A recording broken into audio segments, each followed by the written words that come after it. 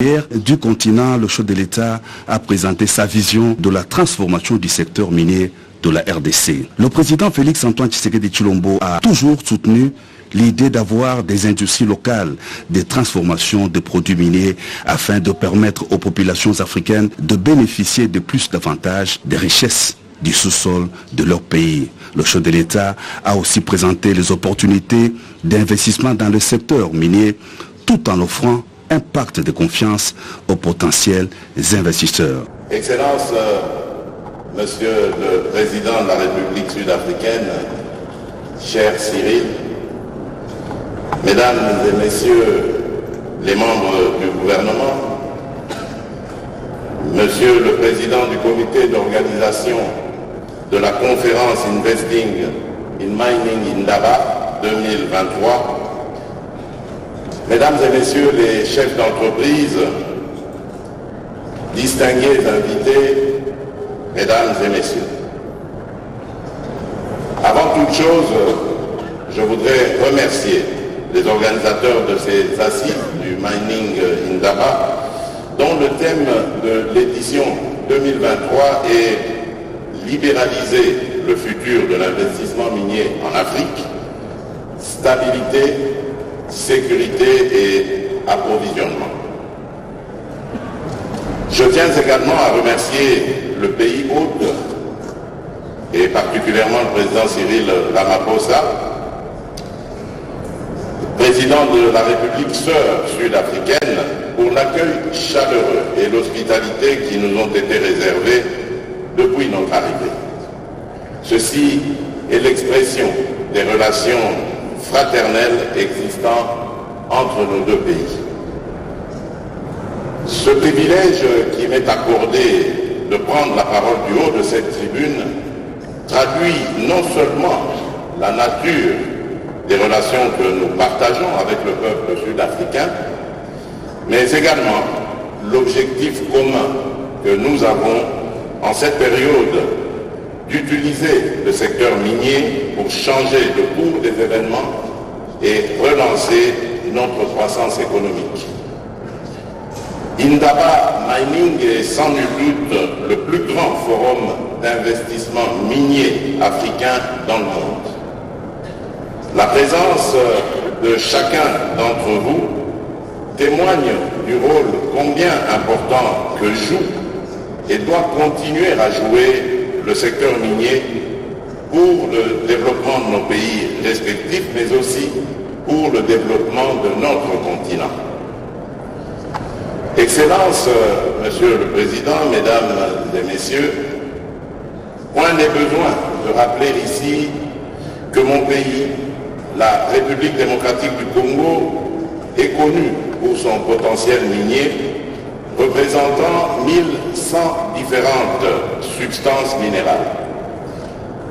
Toutes ces provinces peuvent se prévaloir de détenir des richesses minières.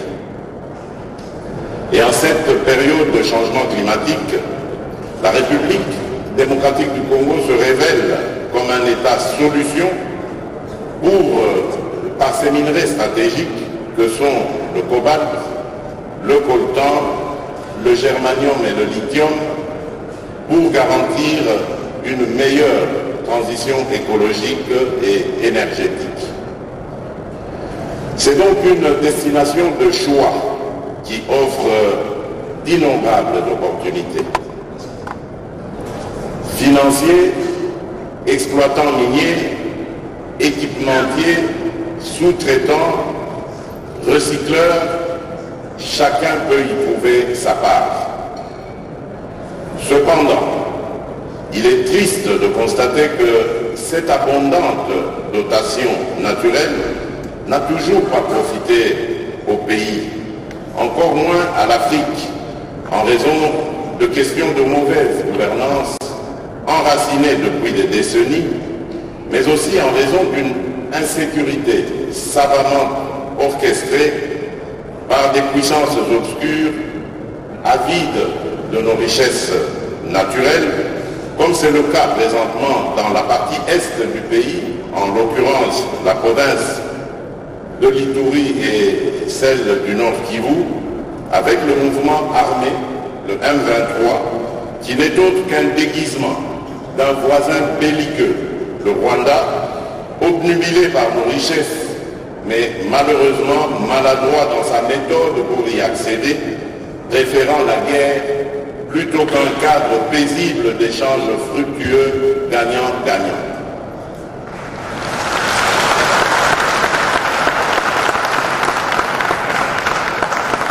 En effet, la République démocratique du Congo occupe, de par sa situation géographique et ses ressources naturelles uniques, une position géostratégique qui représente une espérance planétaire non seulement dans le secteur minier, mais aussi dans celui de l'environnement. Elle a, à travers l'histoire, été le rempart de grandes révolutions qui ont conduit à la civilisation industrielle. Qu'il me soit permis de rappeler ici ce rôle majeur qu'a toujours joué la République démocratique du Congo, mon pays, lors de grands bouleversements historiques. Avec la révolution industrielle qui a changé la nature de l'activité économique en quelques décennies seulement, mon pays a su répondre au développement d'une industrie automobile mondiale à travers l'exploitation de l'EVA qui a donné lieu à une industrie du caoutchouc. Cette industrie qui a fabriqué des matériaux devenus rapidement très précieux pour la fabrication des premiers pneus et plus tard de joints, d'imperméabilisants, de vêtements et de bottes et bien d'autres produits encore. Autrement dit, l'aube de la révolution industrielle a été simultanément celle du caoutchouc en tant que matériau de première importance. Par la suite, la deuxième révolution industrielle qui a reposé sur l'utilisation de nouvelles sources d'énergie, dont l'électricité, profitera également de l'exploitation du cuivre congolais, principale ressource minière du Congo belge, à travers l'union minière du Haut-Katanga. La liste peut continuer, mais il sera plus facile de se souvenir de la fin de la Deuxième Guerre mondiale de triste mémoire, marquée par la première bombe atomique qui fut larguée sur Hiroshima et Nagasaki, bombe à base d'uranium provenant de la mine de Shinkolobwe, située à 25 km à l'ouest de la ville de Likasi et à 130 km à l'est de la ville de Kolwezi, dans le territoire de Gambov, toujours en République démocratique du Congo. L'histoire atteste que mon pays a toujours été présent à tous les grands rendez-vous des révolutions industrielles, mais malheureusement que sa population n'en tire aucun quelconque profit. Une fois encore, nous nous retrouvons aujourd'hui pour un grand rendez-vous, celui de renforcer la résilience au changement climatique à l'échelle mondiale. Et il est de plus en plus évident que la sécurité climatique, la sécurité énergétique et la sécurité alimentaire vont de pair. La République démocratique du Congo est encore prête à jouer sa partition. Mais cette fois, nous voulons que le peuple congolais y trouve pleinement son compte. Investing in African Mining Indaba 2023 est ouvert à 6500 participants, dont 500 entrepreneurs du monde, en ce moment où l'industrie africaine cherche des moyens de renforcer sa puissance économique dans le contexte de la ruée mondiale en vue de sécuriser l'approvisionnement pour la transition énergétique plus verte.